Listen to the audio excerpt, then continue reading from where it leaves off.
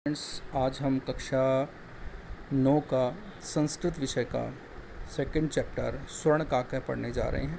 यह कथा विश्व कथा शतकम नामक एक ग्रंथ से ली गई है, जिसके रचनाकार है श्री पद्म शास्त्री हैं। और इस विश्व कथा शतकम नामक ग्रंथ में अनेक देशों में व्याप्त प्रसिद्ध लोक कथाओं का वर्णन है। यह लोक कथा म्यांमार देश की श्रेष्ठ लोक कथा है और इसमें लोभ के क्या दुष्परिणाम हैं और त्याग के क्या सुपरिणाम हैं उसका वर्णन है। आइए हम इस कथा को पढ़ते हैं।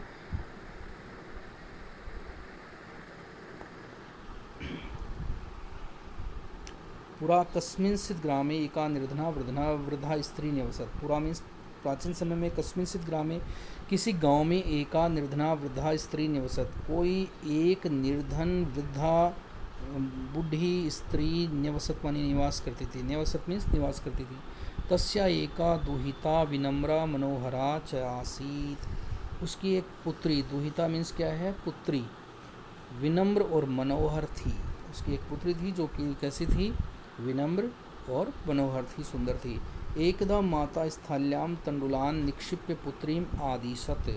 एकदा मानी एक बार, माता स्थाल्याम तंडुलान निक्षिप्य माने स्थाल्याम मीन्स थाली होता है। स्थाल्याम मीन्स क्या होता है? थाली। थाली में तंडुलान मानी चावलों को, निक्षिप्य मानी रख करके, पुत्री मानी पुत्री को, आदिशत मानी आदेश दिया।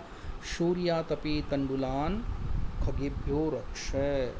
सूर्यातपि मानी धूप में चावलों की, खगेभ्यो मानी पक्षियों से, रक्ष मानी रक्षा करना, यानी उसकी ड्यूटी लगा दी कि ये मैं धूप में रख के जा रही हूँ और इसकी तुम रक्षा करना। किंचित कालानंतरम, कुछ समय बाद में, एको विचित्र है काकः समुड्डीय तस्या समीपम आगच्छत। कुछ समय बाद में एक विचित्र कौवा उड़ कर के, समुड्डीय मीन्स उड़ कर के उसके पास, तस्या समीपम उसके पास, आगच्छत मानी आ गया।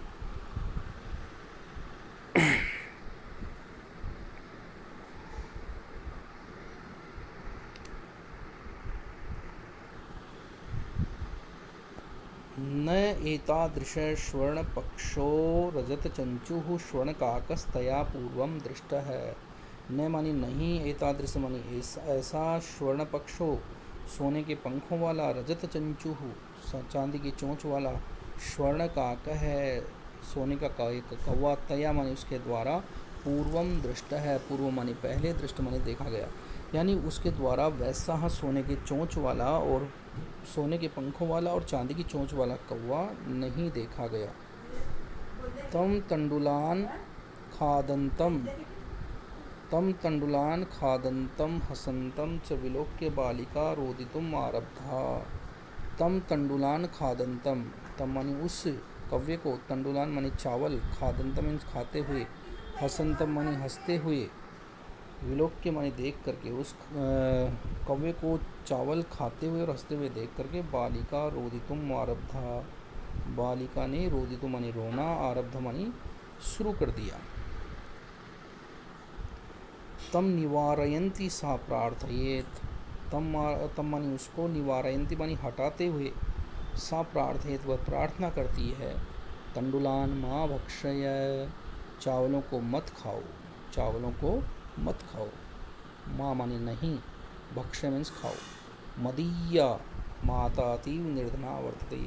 मदीया मीन्स मेरी, माता मानी माँ, अतीव निर्धना वर्तते बहुत गरीब है। स्वर्ण पक्ष का क्या? प्रोवाच, सोने के पंखों वाला कौवा, प्रोवाच मीन्स बोला। माँ शुच है, चिंता मत करो, शुच मीन्स चिंता।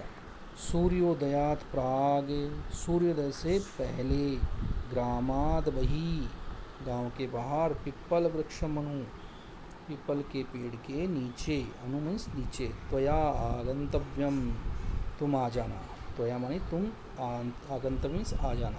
अहम तुभ्यम तंडुल मूल्यम दास्यामि, मैं तुम्हें चावलों का मूल्य दे दूंगा।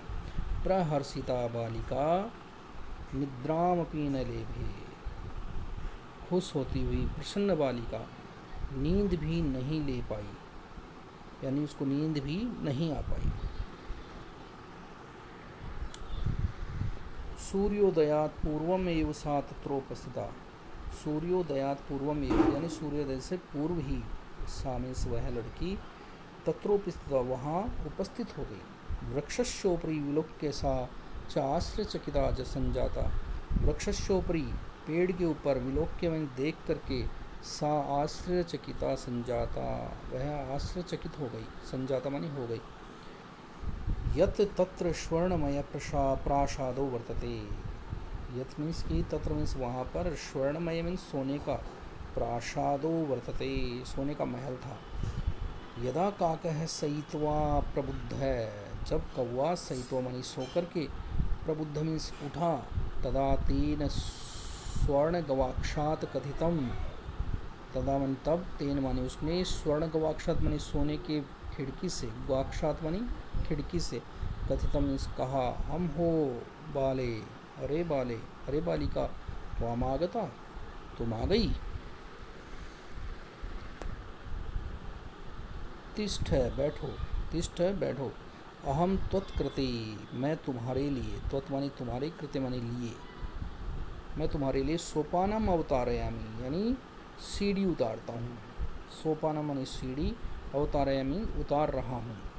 तत्कथय स्वर्णमयम रजतमयम ताम्रमयम व, बोलो तुम्हें किस सीढ़ी से चढ़ना है, सोने की सीढ़ी से चढ़ना है, रजतमय चांदी की से, या ताम्रमय मानी तांबे की सीढ़ी से चाहिए।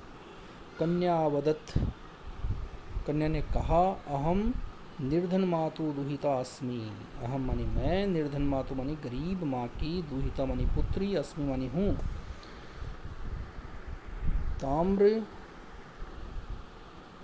ताम्र सोपानेन एव, ताम्र सोपानेन एव यानी तांबे के सोपान से ही, क्योंकि तांबा सस्ता होता है, तांबे के सोपान से ही आगमिष्यामि आ जाऊंगी, यानी कि तांबे की सोपान सीढ़ी आप लगा दो, मैं उस पे से चढ़ करके आ जाऊँ।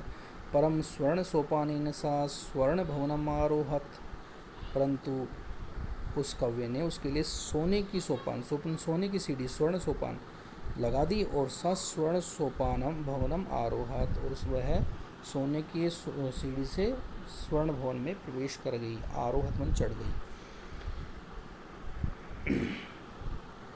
चिरकालम भवने चित्र विचित्र वस्तुनि संजितानि दृष्ट्वा सा विस्मयम गता। चिरकालम मानी बहुत समय तक, भवने मानी उस भवन में, चित्र विचित्र वस्तुनि संजितानि अनेक प्रकार के चित्र विचित्र वस्तुएं सजी हुई थी। दृष्टवा उनको देख करके, सा विस्मयम गता वह विस्मय को चली गई, यानी कि आश्चर्यचकित हो गई।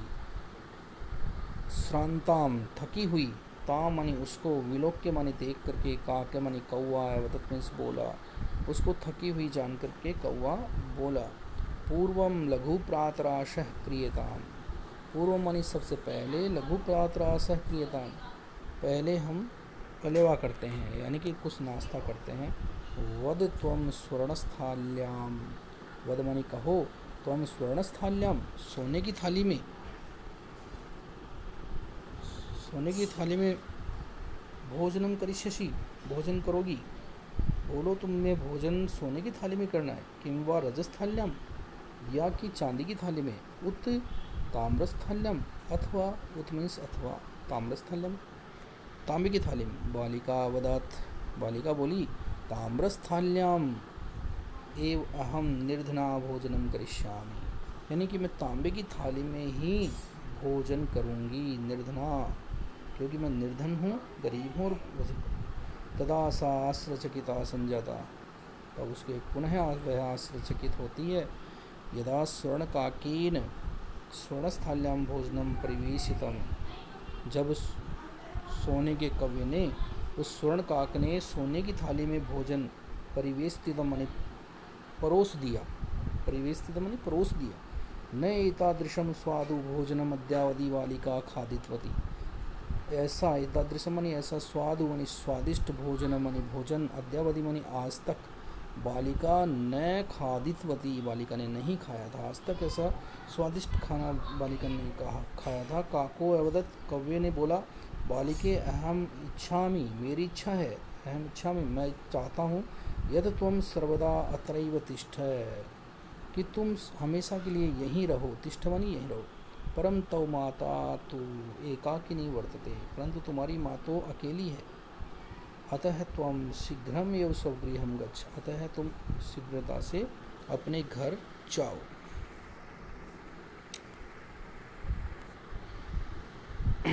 इत्युक्त्वा ऐसा कहकर के काकैस कक्षाभ्यंतरात् तिस्रः मंजूषा निस्सार्यतां प्रत्यवदत्। ऐसा कहकर के कमरे के अंदर से, कक्षाभ्यंतर मानी कमरे के अंदर से, तीसरा मानी 3 मंजूषा मानी पेटियाँ, बॉक्स निस्सार्य मानी निकाल करके, ताम प्रत्यवद उसको बोला बालिके कि हे बालिका, यथेच्छम गृहाण मंजूषाम एकम, इन 3 पेटिकाओं में से, इन मंजूषाओं में से, इन बॉक्स में से कोई भी एक चुन लो, ले लो। लघुत्तमाम मंजूषाम प्रगृह्य बालिकया कथितम, छोटी मंजूषा को प्रगृह्य मानी ग्रहण करके बालिकया मानी बालिका ने कथितम मानी कहा, यत एव मदीय तंडुलानाम मूल्यम, यही मेरे चावलों का मोल है।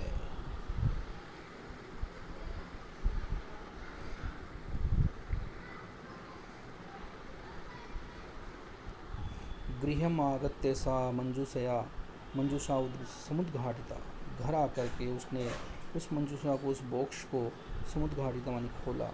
तस्याम महारहाणि हीरकाणि विलोक्य सा प्रहर्षिता तद्दिनाद धनिका च संजाता, यानी कि उसमें बहुत महंगे महारहाणि, हीरकाणि मैंने हीरे ज्वारात, विलोक्य माने देख करके, सा प्रहर्षिता वह बहुत खुश हुई, तद्दिनाद धनिका च संजता, तद्दिनात मानी उस दिन से वह धनिका मानी धनवान, च संजाता मानी हो गई, यानी उस दिन के बाद में वह धनवान हो गई। ये देखो यहाँ पे ये है, वो देख रही है और इसमें हीरे ज्वारत हैं।